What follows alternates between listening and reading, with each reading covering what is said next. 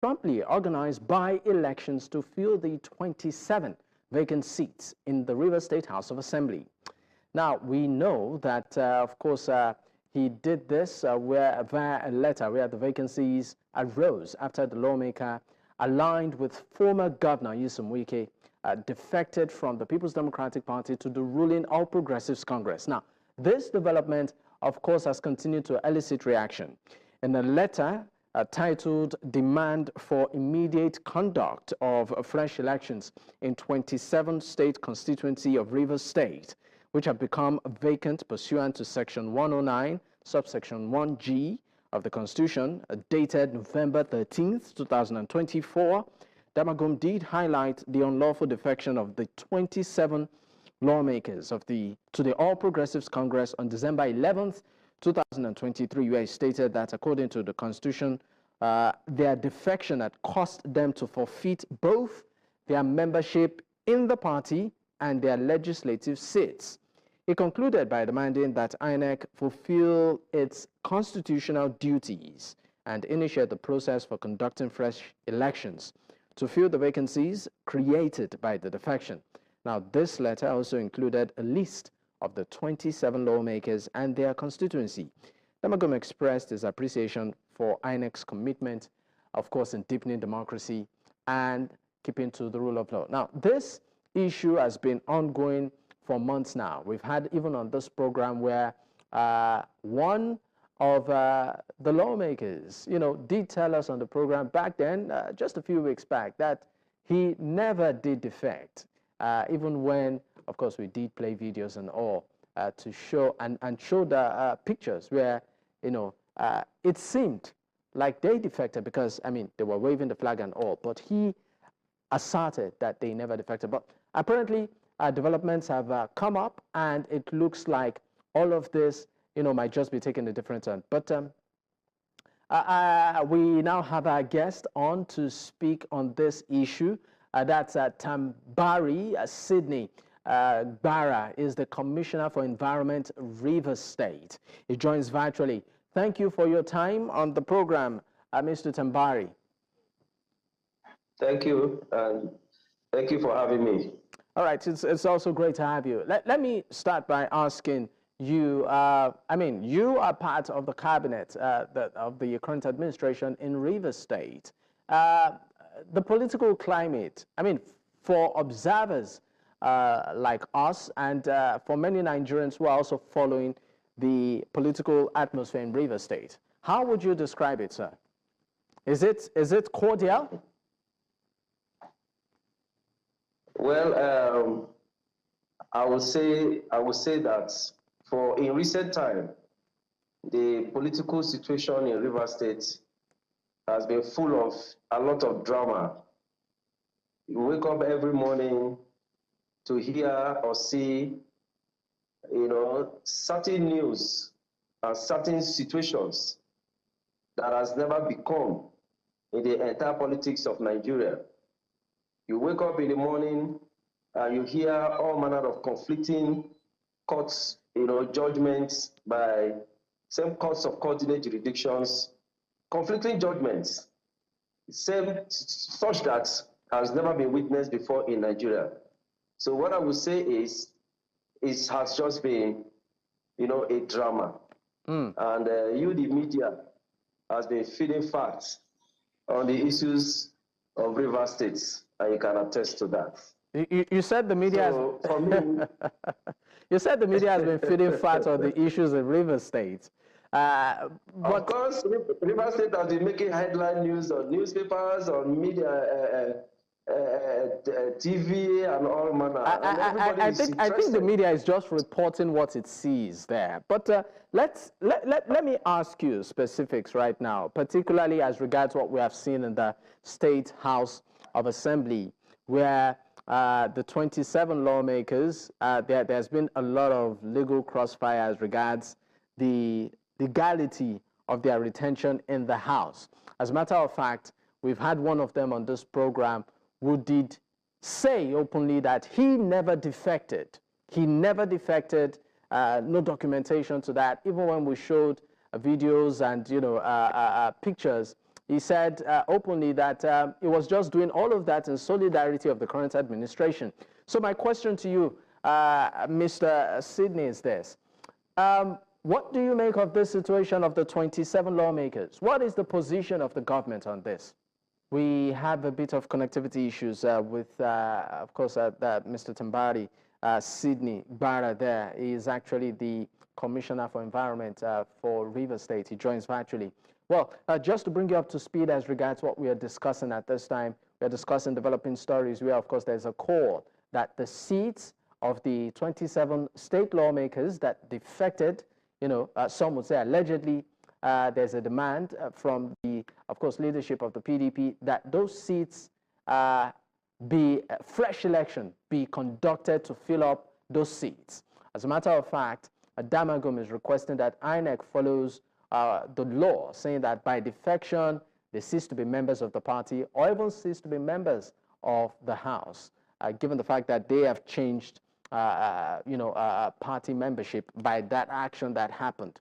Now, this, just like what the commissioner said, a lot has happened in Rivers State that has sort of set a new political trajectory. We are beginning to see things that maybe before now, some will say, well, to a large extent, repetition of history, but maybe within different or peculiar contexts, right? The fact that, the incumbent governor is not, in good terms with the immediate past governor, who is now the minister of the FCT. And we are seeing a lot of politics play out, not just between these two key figures, but their supporters and even cronies. Well, at this point, we'll go on a quick break. When we return, of course, we'll definitely pick up. To stay with us. Many thanks for staying with us. This, of course, is still Politics HQ on News Central Television. Now, we still, of course, have our guest with us, the Commissioner for Environment of Rivers State, Mr. Tambari Sidney Bara. And we are discussing recent developments as regards the defection of the 27 lawmakers, where the acting national chairman of the People's Democratic Party, the PDP, that's Umar Damagum, is calling for fresh elections for those seats. I would ask you straight up, Mr. Bara, what do you make of this call by the People's Democratic Party that fresh elections be conducted to occupy those seats? Well, first and foremost, I would like to let you know that before I became commissioner, I was the state publicity secretary of PDP in the state ESCO. And we all know the drama, that has been playing out long before now. For us, it's coming as a surprise because Damagum has clearly shown the script that he has been playing for quite some time now. He's apparently now asking the INEC to declare those seats vacant. When was this seat declared vacant? For over a year ago by the NDC-led assembly. And then the party did not deem it necessary to do that because, and we have heard a lot of stories of how, letters were sinisterly, pushed to the courts and all manner trying to protect these defected lawmakers. And so the right thing that would have done is when the court upheld the NDC assembly as the assembly and it appears we have a bit of connectivity issues with okay, we have him back.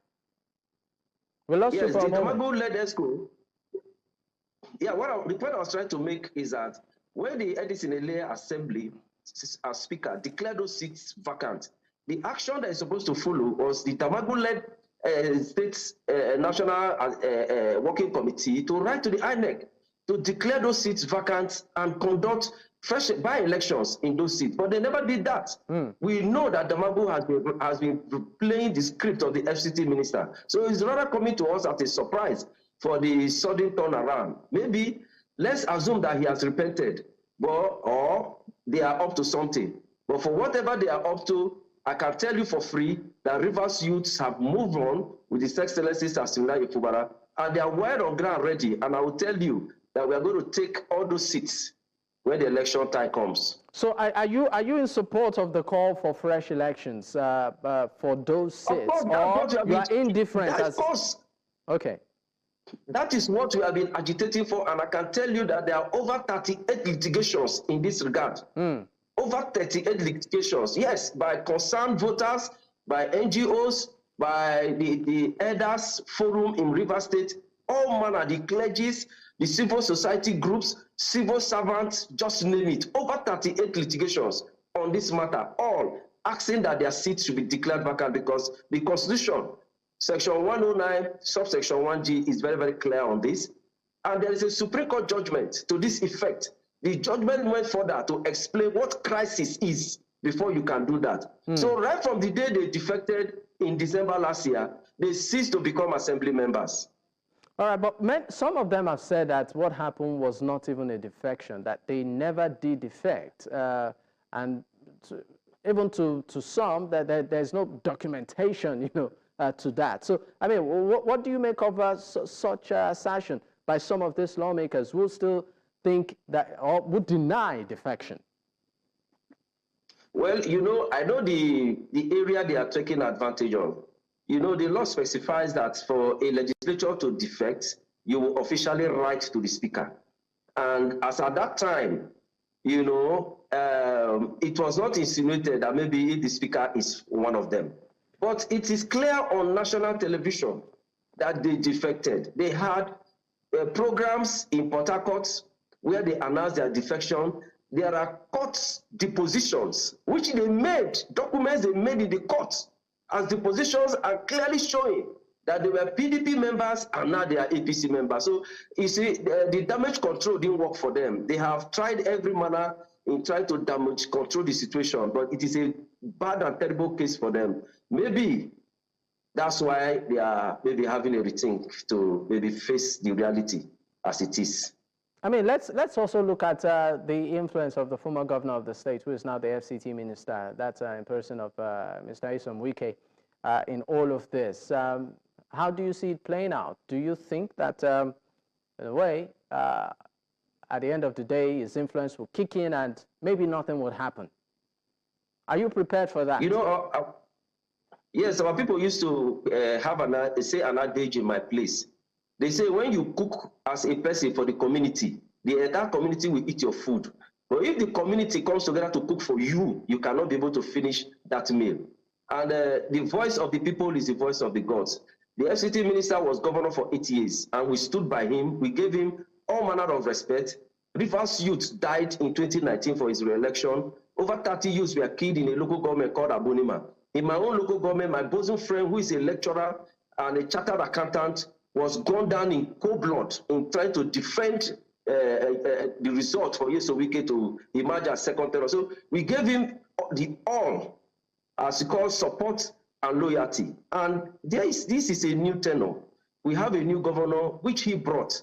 And I don't see any reason for, when you have left office and you think you still want to host. So yes, you can play the role of an elder statesman, the role of a father. Yes, that is the normal thing. It is welcome. But in the situation where you say you are a leader and you're the one perpetrating crisis, we have seen lots, so much so that the allocation of a state should be withheld, not minding the impact, the negative economic impact this will have on the generality of people. I think it's not good for us. It's not good for anybody.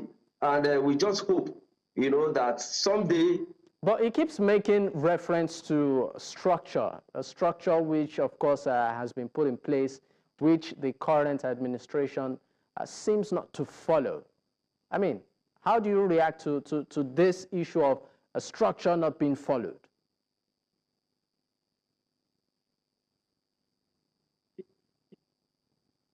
All right, it looks like we have a bit of connectivity issues there with, of course, Mr. Tambari Sydney Gaba. I think he's back. Okay, you're back. Great. Yes. When a governor is elected, according to PDP Constitution, he immediately inherits assets and liability of the party. He is the leader of the party and takes over anything, whether structure, whether debts, whether facilities, whatever that belongs to that party as PDP, he takes over it. And right now, as I speak to you, His Excellency Sasimina Ifuba is the executive governor of Rivers State, and he takes over anything that has to do with PDP in Rivers State. So there is no issue of struggling for leadership, who is leader, who is not leader. No, that is not in the equation. He is the leader, and he has, if there is anything structure in Rivers State, he is the one that has it, and he's the one that is in control. How united is the PDP in Rivers now? Well, yes, we are united for a common purpose. For those of us that with the governor, we are there, we are united. You see, when we have to look at when we talk about unity, you know, there's always those who are crisis mongers. When it's not working in their favor, they want to ferment crisis. But you look at this in the ratio of where is the majority? The majority in PDP are united. You know, we always have this skirmish elements who, one way or the other, who want to try to, you know, paint a picture as if, you know, there are crises or there are disagreements among the people. For us as PDP, we are united in Rivers State in support of His Excellency Sassinari Fubara, our leader. If any other person has a contrary view, he's free to air that. I mean, the reason why I ask this is because the local government elections just held in the state, and the PDP couldn't even secure one local government area. It was what some people say a practically not so popular party, swept, you know, across the polls at the local government level. So, I mean, does that show a united party in the state? Well, that's politics for you. You know, this whole embargo or impasse, you know, was a little distraction. And in trying to put ourselves together, before we knew it, we suffered this very shameful defeat. But however, you know, life goes on. We are still struggling as a party. We have learned our lessons, and we have put ourselves together to ensure that in the general elections to come, we make sure we reclaim back our seats. Maybe in the next 3 years, when there's going to be another local government election, we'll reclaim back our seats. It's politics. Sometimes you win, sometimes you lose. All right. Now, how has all of this impacted on the governor's, well, I call it administration of the state, particularly when it comes to his day-to-day operation, with specific, you know, reference to your ministry, you know, which is, of course, the environment. Has all of this politics impacted in the ability to impact, you know, positively on residents in the state? Well, in the first place, in the face of, you know, all these, our leader and our principal have been calmly, calculatively delivering the goods of democracy in Rivers State. Rivers people have not lacked in any way in the things they are supposed to get from the present administration. So we who are the foot soldiers, we have borrowed a leaf from the tactics with which our principal is deploying to ward off the crisis and still do the needful. So in our ministry, we are not left out. We are giving our people the best. Just only recently, our delegation, led by my humble self, just came in from the COP29, the biggest conference on climate change in the world, which for the very first time, Rivers State was participating to show that other administrations never gave the kind of attention this present administration is giving to ensuring that the environment of the people is safe, is good, and that the people will live in a healthy environment. So we are doing our job.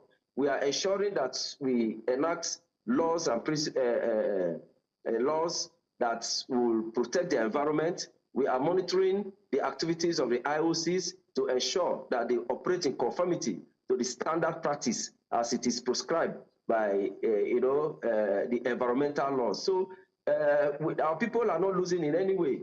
We are delivering the goods of democracy in all sectors, and we are defending the people and the mandate we gave to the governor. All right. At this point, we'll go on a quick break. I would not let you go yet. When we return, of course, we'll delve more into some of those environmental reforms that is being put in place to ensure that Rivers is clean, safe, and healthy. Do stay with us. With us. This is still Politics HQ on News Central Television, and of course, we are discussing recent political developments in Rivers State. I still have my guest with me, the Honorable Commissioner for Environment, Rivers State, Mr. Tambari Sydney Dasagbara. Thank you for staying with me, Yes. sir. Let me come to your ministry now. We know that in Rivers State, being an oil-producing state, there are peculiar environmental challenges. Permit me to just mention a few. You have air and water pollution due to oil spills and, of course, gas flaring. There's also the issue of deforestation and land degradation as a result of activities of many of these companies. And then waste management. I would like you with specifics. What is your ministry doing particularly to tackle these pivotal challenges, given the fact that you said you are just returning from the recent COP meeting or the COP event that happened, recently? Yeah, our experience in Baku, Azerbaijan, where the recent COP conference was held, was so refreshing and quite interesting. It has taught us a lot. It was an eye-opener, interacting with people who are from different parts of the world who are interested in ensuring that the environment is safe.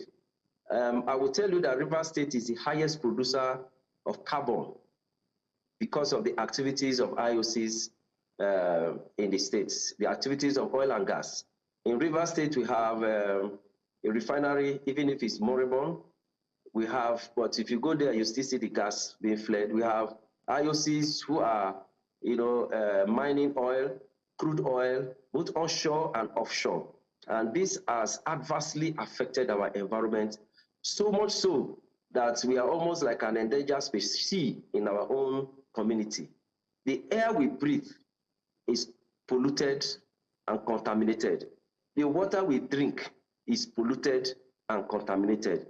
And this has put us on the edge, ensuring that we, in conjunction or collaboration with the State Assembly, we are able to bring out laws that can regulate the operations of these IOCs. Is it just a situation of laws, or are there other, policies, not just policy now? I'm talking about physical infrastructure to ensure that, even though the environment is impacted, maybe there's some sort of technology being adopted to sort of reverse the impact. I mean, what is being done in terms of concrete, infrastructure to sort of manage the situation? Because we know, for instance, the issue of gas flaring, water pollution affects a lot of people there.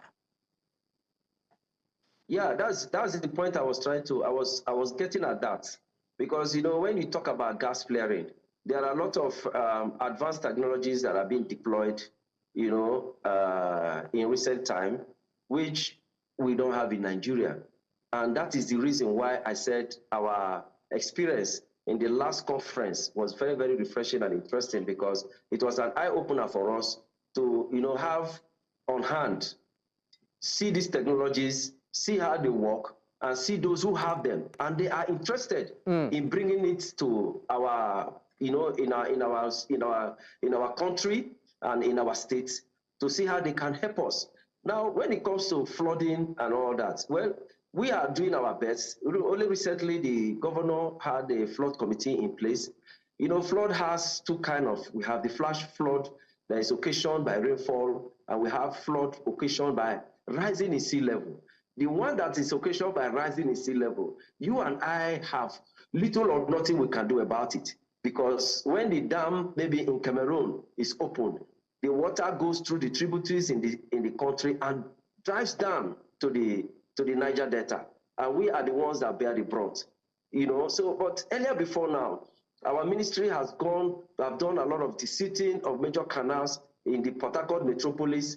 We have encouraged our people not to drop drains, waste in the drains. We have encouraged our people to clear their drains. Maybe that is the reason why the flood this year didn't have the much impact that we had about 2 or 3 years ago. Okay, so can you give us an idea? Sorry. Can you give us an idea? You said maybe that's the reason why the flood this year didn't have as much impact. So can you give us a scale of the magnitude of what it used to be and what it is now?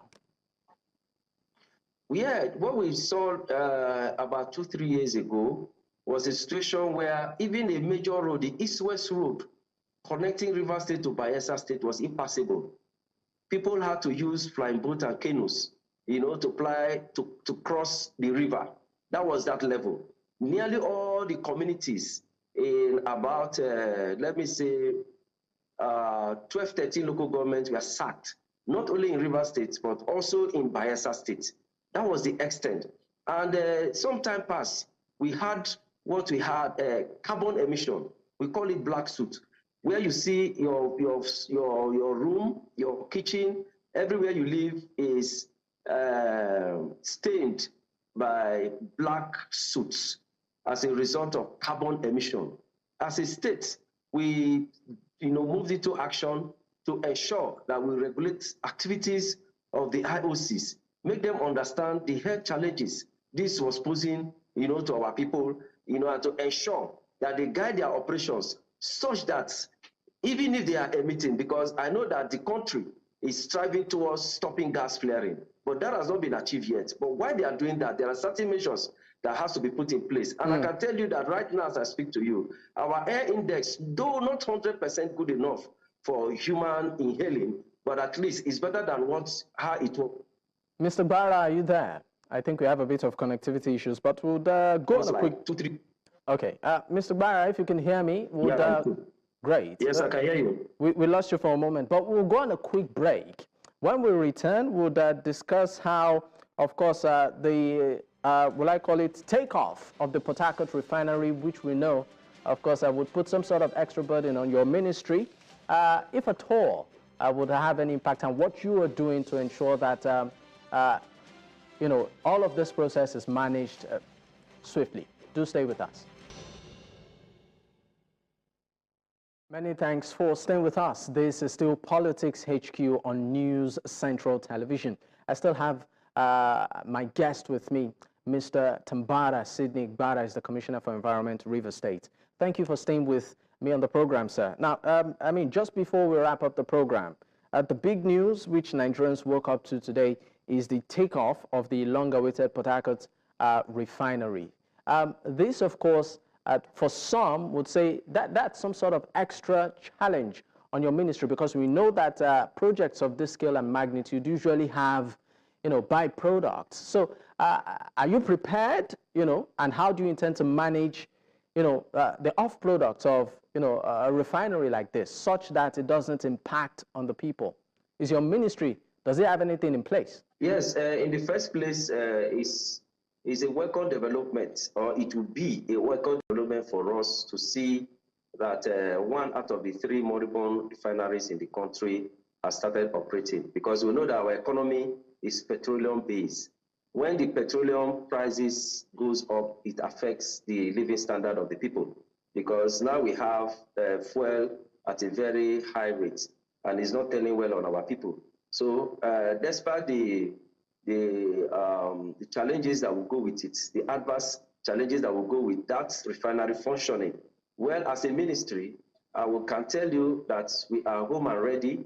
Let me use this opportunity to thank the Minister of Environment, Alhaji Balarabe Abbas Lawa, for the much synergy he has been able to put in place between his ministry at the federal level and that of the state, especially the Minister of Environment in Rivers State. We've had a lot of discussions and engagements, to see that as a state, certain challenges that we cannot be able to meet, the federal ministry can assist us, and they are ready to do that. We have that collaboration already in readiness for the operation of the Port Harcourt refinery. And we are also open to explore other means, that we are going to deploy that has to do with advanced technology, which are some of the things we have been able to see from the COP29. The Honorable Minister himself was at the COP29, and he had a lot of engagement, a lot of talks with, his colleagues from other countries and other advanced countries, those stakeholders, major stakeholders in the environment industry. He has had talks with a lot of them. I saw it myself, and I can tell you that a lot is going to come to Nigeria in the area of the environment, not only in Rivers State, not only in the Niger Delta, but the entire country. So I can tell you that as long as we have our big brother up there that is ready to, it has got our back, I think we are ready and we are good to go. Okay, I mean, for many Nigerians, they seem to wonder why it took so long for this refinery to take off. I would just ask you, were there environmental challenges or hurdles that sort of stalled the takeoff of the refinery?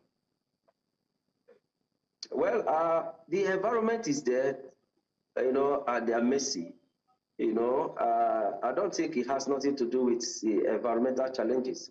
I think it had to do with the willpower for the Mr. President to, take up that as a priority, which he has done. And we are happy, to see this happen. And we hope that this will be extended to the other two refineries, that are not functioning in Nigeria. All right. Before, of course, I let you go, just back to the call, the PDP saying that elections should hold. I'd just like your final thoughts on the matter and what you maybe see in the coming weeks. Are you open to a truce, just in case maybe the 27 lawmakers decide to sort of shoot swords and make amends? Well, truce, yes, the governor had opened the doors and windows for truce, when he signed that presidential proclamation, which was supposed to be a kind of a palliative measure to foster peace in Rivers State. We saw the points, in the 9 points on that presidential proclamation, 8 were completely on the governor. And he was ready to attend to them, and we saw the much that he did in attending to them. While in the process, we saw the assembly coming up every day with all manner of retrogressive, enacting and reenacting all manner of retrogressive laws that were taking the state backwards. So this is politics. They said no permanent friend, no permanent enemy. If at any point they feel they have erred and they meet the governor, who is their leader, to ask for forgiveness. He's a kind-hearted man that, he has the heart of gold. His disposition for peace is